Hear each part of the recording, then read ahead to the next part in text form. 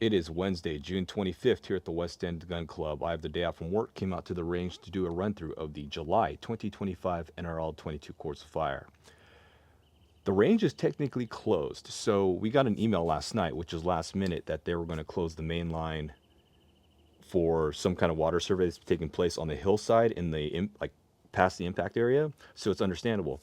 However, when I got here at about 5 this morning, there was a sign out front that said full range closure in quotes, and I'm like, what the heck? So I came out here, set up my targets and whatnot, because I still need to measure them anyway. I'm here, so I waited till about 6. It's 6:20 right now, till someone came by, one of the range staff, because they're doing work up there, and I asked them, hey, what's the story? He said, well, yeah, they had to close off the entire range because all the other pistol bays also point up towards that ridge line. And I asked him, well, is rimfire, safe? And he said, actually, it should be. And he was just confirming, and he said it's going to be fine. So, but I asked him, hey, I told him I'm going to go ahead and start shooting here, but if you need me to cease fire, I'll cease fire. So we should be okay on rimfire for today, hopefully, because it's technically closed till noon for the range. But the email said mainline, so that's why I came out. And worst case, I cease fire, sort of just pack up, go home, and come back, which I'd hate to do because I do have to go to do a work thing at 5. But I'm going to go ahead and make sure I get all my target placements distanced out first so that I can just set everything back up if I have to come back at noon. But we'll go ahead and just get started. Pretty much going to start getting out some of the props. I'll do one stage at a time just so I'm not breaking down all the props in case I do have to pack up. So let's go ahead and get going in the event that we have to do a ceasefire. If you follow my range vlogs, you know that I picked up the MDT Send It Level Gen 2. Got this from one of our fellow competitors who runs his own online store, Precision Work. He sells MDT products as well. But I'm taking that off right now because I'm going to use the SG, or the Shooter's Global Pulse. And the reason why I'm going to do that is because I'm going to try the overlay feature with the Pulse along with the Shooter's Global Timer with the phone app, and my phone is in the Jeep. But we're going to try that out. I don't know, I'm going to try to record video with my iPhone at the same time with my camera, which I'm using right now. I'm going to probably set it up on a plate so I'll have kind of the same perspective, but have both in case the iPhone one just doesn't work out as far as the footage. But we're going to go and try this out because I was just, I recently got this Shooter's Global Timer 2 because I wanted a new timer for our NRL22 matches because I needed additional timers. I have additional timers, but the CED 7000 that I have 2 of those, they're not great. They're hard to use it's not easy to use for people who, you hand it to them and say, hey, go ahead and can you run this stage or the squad for us? And they were like, how do you use this thing? I have my Kestrel, which I left at home. I left my Kestrel home because I brought this today. But that one's easy because there's just one green button, hit green or go, and that's it, right? There's nothing else to do, one button. And same with this, but I wanted to try this one out because why not, right? So I was going to get another Kestrel, but decided to get this one. This one's technically owned by the club, so I got reimbursed for this, but this belongs to the club for use with our matches here. So anyway, I got this. We're going to run these two together and try the Shooter's Global ecosystem with the app. And I don't know, I'm just curious to see how interesting that looks for, video productions. But let's go ahead and finish setting up here. The first stage of the July 2025 NRL22 Course of Fire that we're running through is called Let Freedom Ring. 10-round stage, standard 120-second part time. We have a single bank of targets. We have a 1 and a 2-inch on a double hanger at 75 yards. No restrictions here. We have a tank trap. We're going to start standing rifle to high ready. All gear in hand, mag and action open. On the start signal, engage the targets in the following order and manner. Prone, small target, 1 shot. Tip 1, large target, 1 shot. Center, large target, 2 shots. Tip 2, large target, 1 shot. Center, large target, twice. Tip 3, large target, once. Center, large target, twice. So the easiest way to remember this is you're going to start prone, shoot the small target once, and then you're going to shoot tip, center, tip, center, tip, center at the large target only 1, 2, 1, 2, 1, 2. It's pretty easy to remember that. So just prone 1 time on the small, then tip, center alternating till you go through all 3 tips and the center 3 times. On the large target only, 1 shot on the tip, 2 shots on center. So prone, small 1, tip 1, large 1, center large 2, tip 2, large 1, center large 2, tip 3, large 1, center large 2. Pretty straightforward. Let's go ahead and run through this one.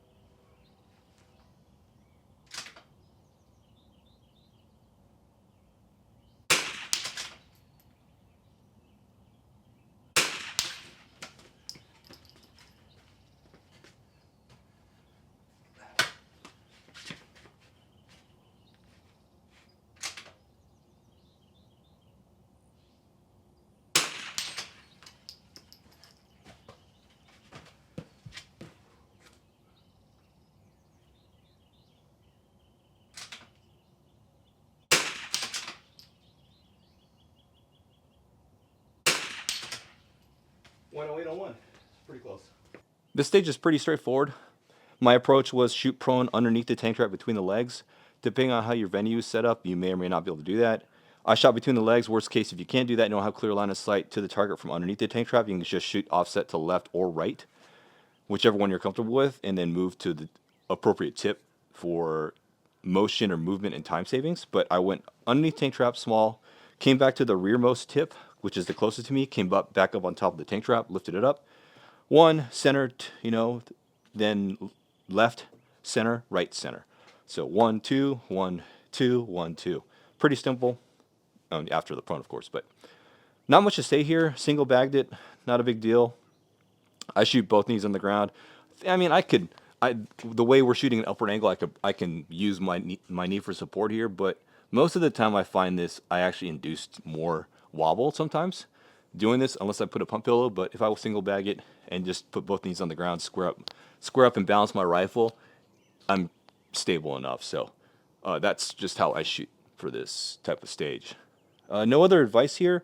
I did take the bipod off after. I think it was faster with a quick release. If you have a quick release bipod, QD, just go ahead and just yank it off once you're done with prone. It saves time rather than having to fold up your bipod legs. Unless you have a Harris. You might be able to just put the bipod legs up faster. You may or may not even need to move your legs, but I had to do it because the tank, it just gets in the way when you're moving around the tank trap. So I just took the bipod off once I finished prone. Anyway, let's go ahead and move on to the next stage in the Course of Fire. The next stage of fire we're running through is called the 1776 yard line. It's a 12-round stage, 2-minute part time. We have 3 targets at 100 yards. We have a 2-inch and a 2.5-inch on a double hanger at 100 yards, and then a 3-inch on a single hanger at 100 yards, where the 3 inches left of the double hanger. And they're pretty close together. It doesn't say you have to space them apart. We have a repeat of the barricade stack that we had last month, or the last Course of Fire, with 3 cinder blocks on the bottom in a triangle shape with 3 tires stacked on top, but we add a ladder to the side of it in this orientation. We will start standing, rifle to high ready, all gear in hand, mag in action open. On the start signal, engage the targets large to small with 1 shot each from the following positions: left side of the tire, rear of the tire, and then 2 different rungs on the ladder. So these are rungs. So you would just, it says 2 different rungs on the ladder edge. So you would go on the rung, but I guess on the edge here, I don't know what they mean by that, but just be on a rung. That's all that matters. So 1, 2, 3, 4, 5. This does not count as a rung, the apex. So 1, 2, 3, 4, 5. At our range, we have this pole in the way, so it's something we're gonna have to live with. I may space this out a little bit more to the left, or to the right, or people just have to live with the fact that the whole pole blocks one of the rungs, kind of, or partially blocks. So you can get past it. And then you may choose the order of the positions, but all positions must be used. So the key thing there is that since the tire is left and the ladder is right, it does say that club-provided tripod rear support may be used and fully deployed prior to the clock starting. So if you want to shoot tripod, everyone's recommendation is go in the direction or pull it in the direction that you're going to go. So if you're a right-handed shooter, you'll generally want to bring that tripod right to left because you're going to drag it with you. If you're a left-handed shooter, you can go left to right. It's easier just to sort of drag it with you this way because you don't want the legs to fold on you or to collapse, because if you push it, the legs will fold. So because if a foot hits the ground and that's friction, and you'll close that leg. So, or you'll bring it, closer to center. So will I use a tripod? I don't know. There's no restrictions here. I'm actually debating whether I would use a tripod, to be honest. I feel like I might use a tripod. All right, let's go ahead and just get a bag ready and get the tripod out, and we'll try this one out.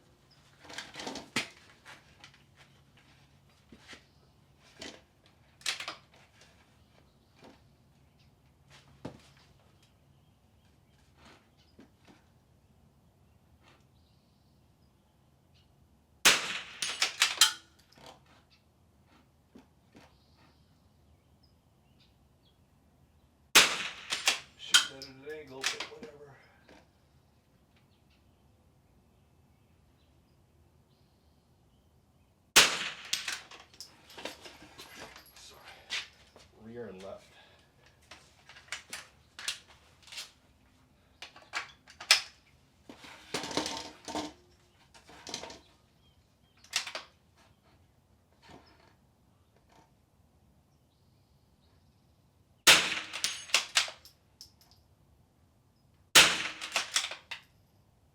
I think I missed that one.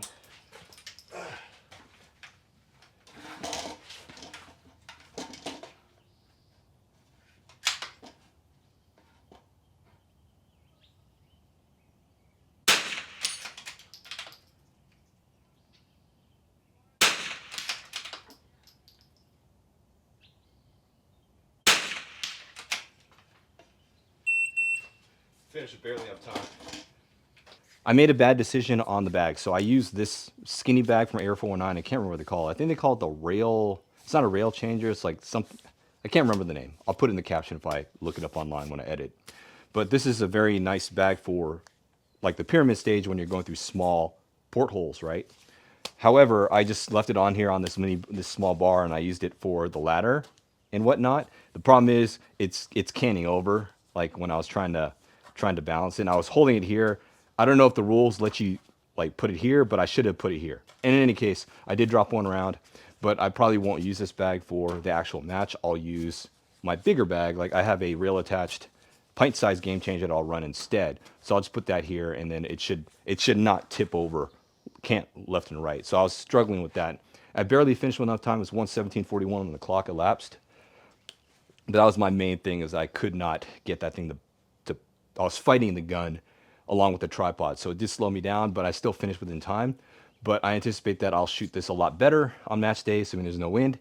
I think I dropped one round because of the whole canting issue. But other than that, I have really no advice here other than the fact that if you're going to use a tripod and you're a right-handed shooter, just start ladder first, then go tire. If you're a left-handed shooter, then go tire, then go ladder, and just drag that tripod with you.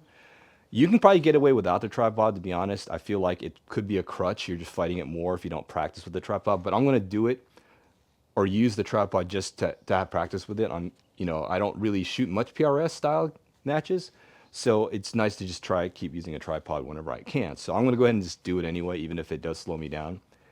I mean, these matches are a great way to practice, right? That's what we're doing with NRL22, is we can transfer those skills to center fire. As far as the ladder rung is concerned, it might have been better for me to shoot this rung instead.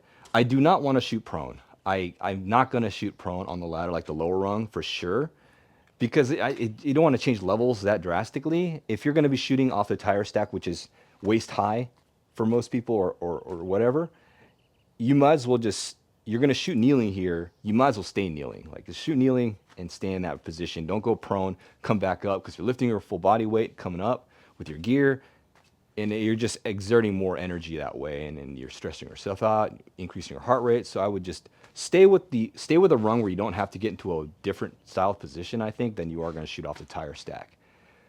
It just makes sense to, in my opinion, I just feel like I want to shoot the same position for this entire course or this stage right now. That's just my opinion. You may differ from what you want or what you prefer to do. In any case, that's it for this stage. Let's move on to the next one. The next stage of fire we're running through is called Rapid Revolution. We have 3 banks of targets. We have the 1/4 inch and 1/2 inch KYL at 40 yards, 3/4 inch and 1 inch KYL at 63 yards, and then a 2.5 on a single hanger at 98 yards. This is the bonus time stage. Finish it extra time on the clock, get bonus points, and this is a prone stage, so no props here. You're going to start standing rifle to high ready, all gear in hand, mag in action open. On the start signal, engage the targets with 2 shots each, large near to far, then small far to near. Interesting. 2 shots each, large near to far, then small far to near. So it'll go near large KYL, large KYL, far target, far small KYL, near small KYL. So 2 on the near large KYL, 2 on the far large KYL, 2 on the far target, then 2 on the far small KYL, and 2 on the small near KYL. So you're basically working your way out and back in. You can probably dial if you want to. You may want to for the KYL targets because they are kind of small. 3/4 inch at 60 yards isn't really a gimme shot, so you may want to dial if you choose to do so. What's that going to be, like 2/10 of a mil, 3/10 of a mil at most difference? 2/10? Maybe you don't need to dial. In any case, I'm going to go ahead and snack real quick before I do this next run through, or do this next stage run through, because I'm kind of hungry. It's 8 o'clock right now, and I haven't eaten yet, and I've been up since 4 or 3:30.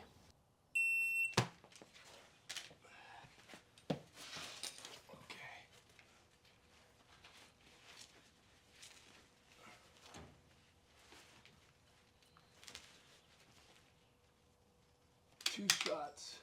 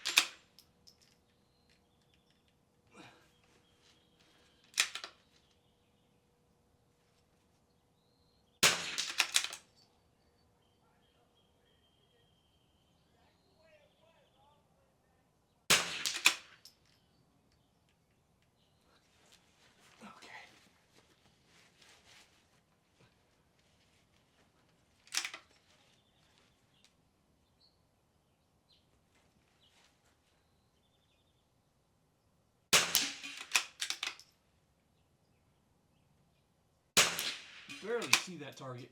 Okay. 90 seconds. So this stage is pretty straightforward. Just remember 2 shots large near, 2 shots large middle, 2 shots far, 2 shots middle small, then 2 shots near small.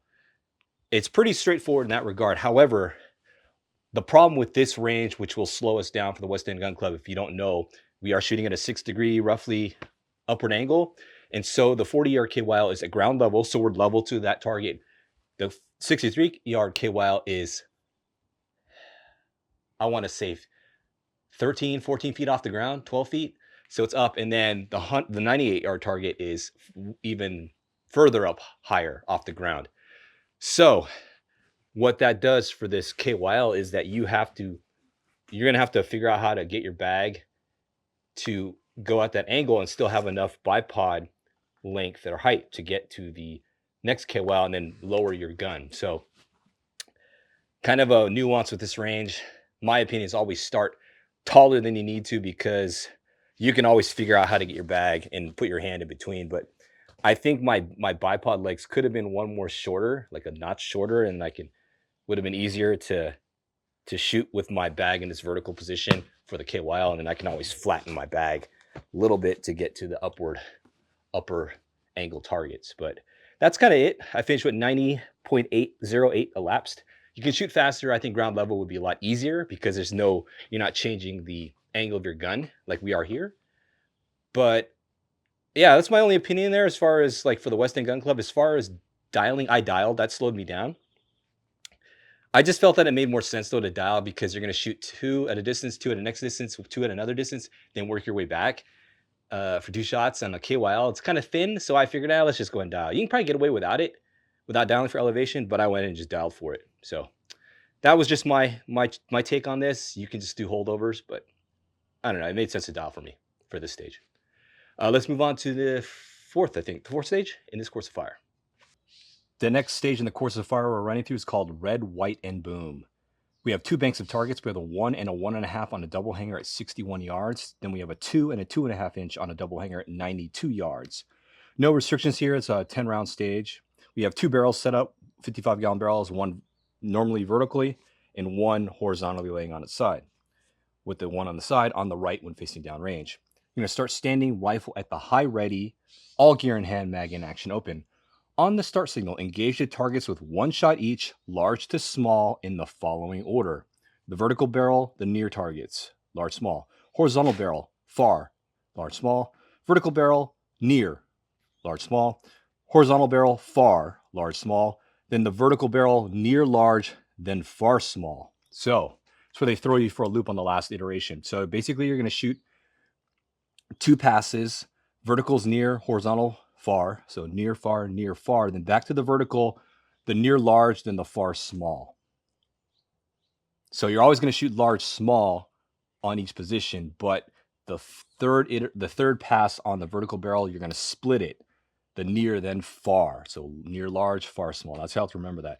Just want to throw you for a loop there, probably for people who are just lost in the sauce and just, trying to repeat everything and just going as fast as they can.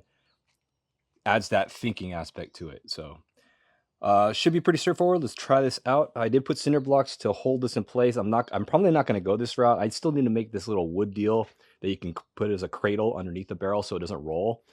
Just keep forgetting to make one, so I'm going to put one together. But let's go ahead and get some. I think I got mags, so we'll try this stage.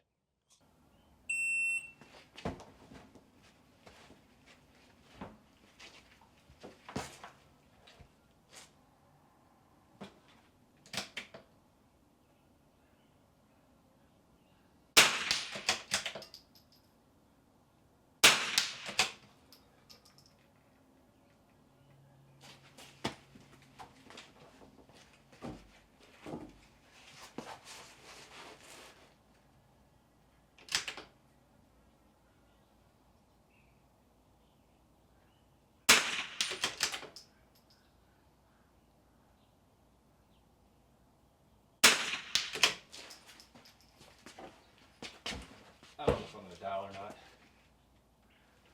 I don't know if I'm going to dial or not. Continuously. I do want to set my parallax though.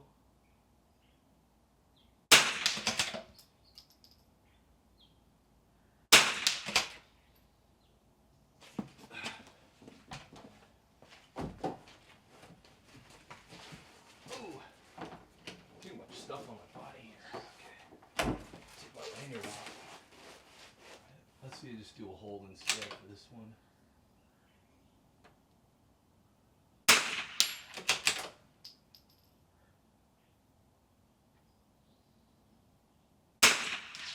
I don't know if I hit that or not. Probably not.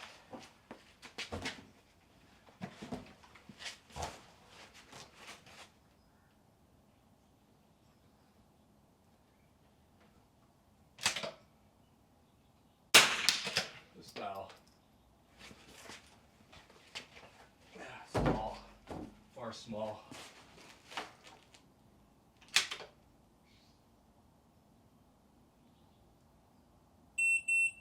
Oh, I timed out. Did I time out? Oh wow, I timed out. Interesting.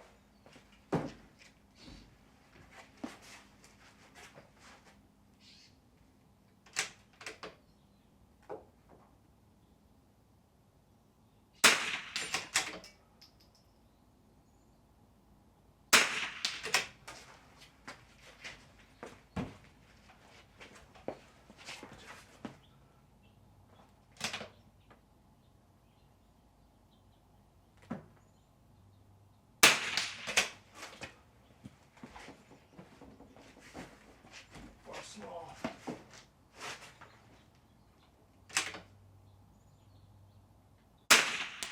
And I missed it, I think. I had plenty of time too. I think I missed it. I think I broke it low. Broke that shot low, rushed it. I ran two passes. First pass I dialed, the second pass I didn't dial, and I just held over for the far target. And I think I was a lot faster when I didn't dial. So, that being said, I just dialed 0.2, 0.3, and then held over 1 for the far target. I rushed my last shot because I was thinking I was going to be out of time. I'm not running my timer, which I need to. I took it off my gun because I'm playing around with a new mount for my NRL Hunter setup, and so I didn't check down. I ran this stage twice, one while dialing, one without dialing, and I did it a lot faster without dialing. That being said, I put on 0.2, 0.3 for the 61, and then I added 1.1 for the far target. So I think that was fine. I ran one bag, didn't rail attach it, and I think I missed the last shot on the second run because I rushed it. I thought I was going to run out of time. I don't have my timer on my gun because I took it off. Even last match, I didn't have my timer on my gun, my crush it timer, because I'm playing around with the new mount. I just forgot to put it on. And in any case, this is something that you need to be quick on because it's easy to time out on this one, I think, if you spend too much time fiddling around. So I feel like you shouldn't dial and just get your bag in your position and get into that position quickly. We are shooting upwards angle at the West End Gun Club, so what I did is ended up just deciding to do is use my knee for this upward angle for the far target here on the barrel because it is wobbly.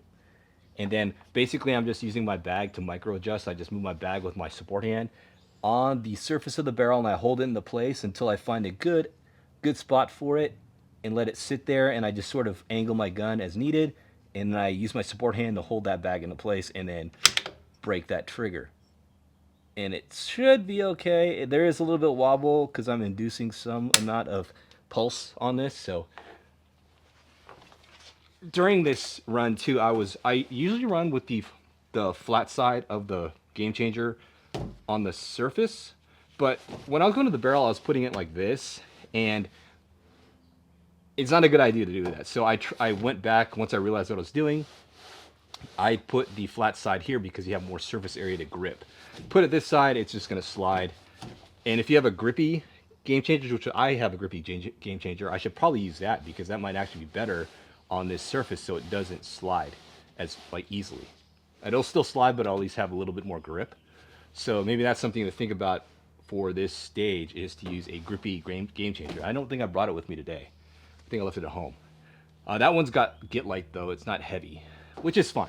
I have get light in there, but in any case, that's kind of the only tips I have as far as just a single bang with the game changer is fine. Heavy fill probably, and then if you have got a grippy one, then use that, and then just use the flattest side of that game changer on the surface of the barrel, especially when it's on the horizontal, when it's laying on the side, because that'll be better. Then just micro adjust with your hand to adjust your elevation to target as needed, because most of you guys will be shooting ground level, so just you can push it forward a little bit to angle down. And I wouldn't induce force on the gun. Once you got it set up on the bag, don't move the gun up and down. Just move the bag. You can slide the bag just a little bit to make those fine micro adjustments for your elevation or angle to target, and you should be good to go. Anyway, that's it for this stage. Let's move on to the last stage in the Course of Fire. The last stage we're running through is called Redcoat Rack Attack. It's a 12-round stage with the pyramid. We have two targets at different distances. We have a 1.5 inch on a single hanger at 76 yards, then a 3 inch on a double hanger at 100 yards. The restriction on this is that the positions may not be reused. No dialing of elevation while on the clock is allowed, so you have to hold over. And if I have my head correctly, 76 should be roughly 1 mil, and then 100 is 1.7, so it should be only a 1 mil difference. I'll have to double check my Kestrel, but in any case, you're going to start standing, rifle at the high ready with all gear in hand, mag in, action open. On the start signal, you'll engage the far target, then the near target with one shot each from 6 positions. So basically far, near, move, far, near, move, far, near, move. And you have to have 6 individual positions that you do not reuse. So we have 5 rungs, 1, 2, 3, 4, 5.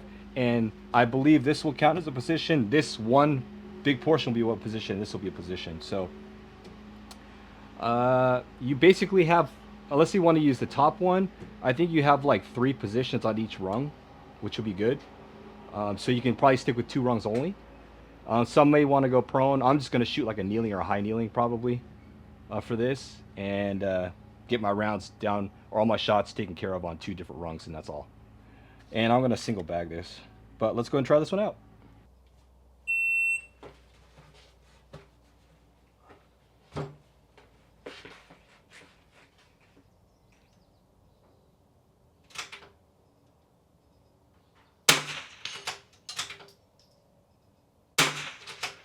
Oh, I think I barely nicked it. I saw a weird ricochet.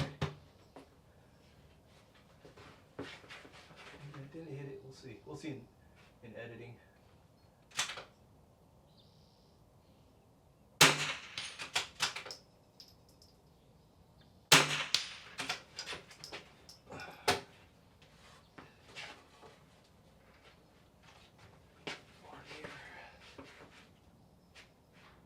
Hold one.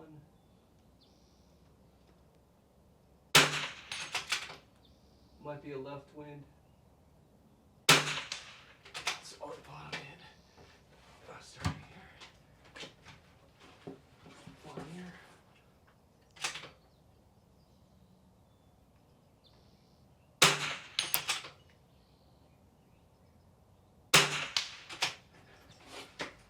I'll need a mag change soon.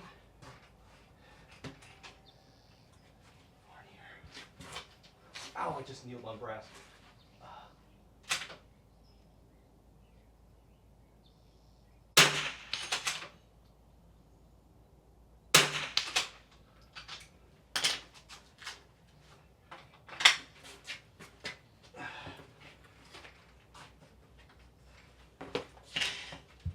Far here. Hold one.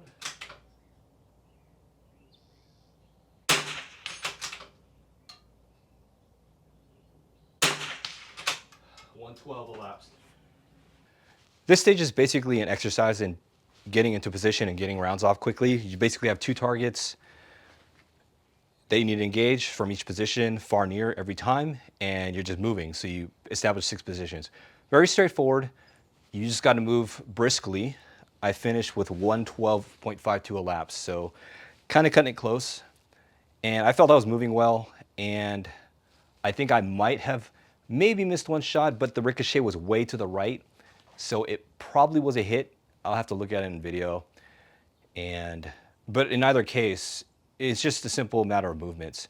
My only issue is that I really want to shoot this second rung all the time because it's a nice standing position to get into, quasi-standing for me, for my short stature, but it does take a few extra seconds because of how small this area is, and you have this middle leg in the way of this long barrel. I got a 25-inch barrel, so I got to bayonet my gun in there. So maybe I shouldn't shoot this, but then again, I don't know.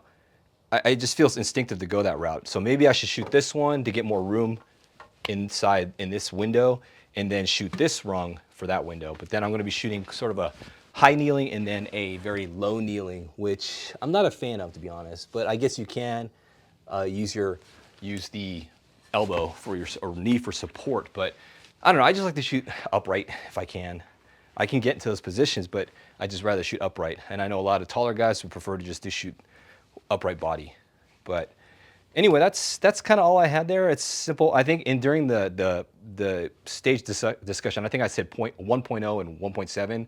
I meant to say 0.7 and 1. So it's 75 yards and 100 is usually like a 1 mil difference. So whenever they do those no dialing stages, they try to make it easier for people because, you know, you're just holding 1 mil, big whoop, right? It's not too hard to do with elevation, right? As far as not touching your elevation knob. So that's a very common thing when these NRL22 stages or these courses of fire where they say no dialing, but yet they make it easy with something like that. Or, you know, they'll pick two distances where the difference is like maybe half a mil or 1 mil, like an easy number to remember, you know, where everyone has the same, or it has a hash mark for it. Anyway, that's it for this, and thankfully we didn't get told that I had a ceasefire, so we were fine. I'm going to go ahead and just start getting the targets pulled in and just spray paint a few of the points where we need to put the targets at, and then I'll pack it up and then we'll wind down this range vlog. We're all done with the July 2025 NRL22 Course of Fire run through. As far as difficulty, I would give it about a 2.5 stars. Difficulty rating out of 5. It's moderately difficult.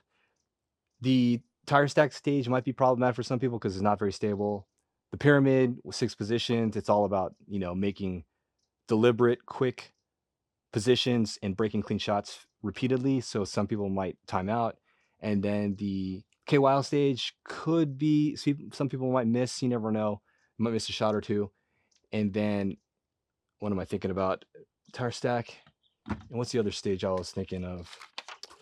The barrel stage. The barrel stage might be kind of weird for some people, the vertical barrel. So some people might have a problem with that and they don't know how to manipulate their gun on that vertical barrel. So that might be problematic. So I think for more experienced shooters, you're not going to find it difficult, but I think for the novice to average shooter, you might find this moderately difficult. So not too hard, not easy. And then there's a couple like little nuances with the stages, so you got to memorize things. So it's not an easy course of fire.